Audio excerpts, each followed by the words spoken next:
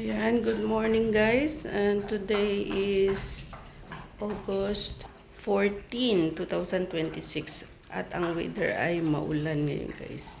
Salamat naman sa ilang araw na mainit na mainit. Ayan, umulan naman na siya ngayon guys. Ayan. So ayan guys, umulan. Nabawasan ang init ng panahon guys ngayon kasi umulan nga siya. Ayan. Maulan ang panahon. Thank you. At sa ilang araw, sobrang init. Kaya ayan naman, maulan naman. So, okay lang din naman guys, maulan. Basta, hindi lang sobrang lakas din. So, ayan, tama lang naman yan na may ulan. Pagdating ng init, may kapalit na ulan. So, ayan guys, thank you so much for watching guys.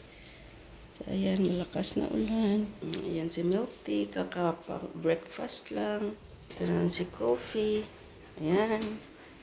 Kakakain lang nila ng almusal na dalawa. So, ayan.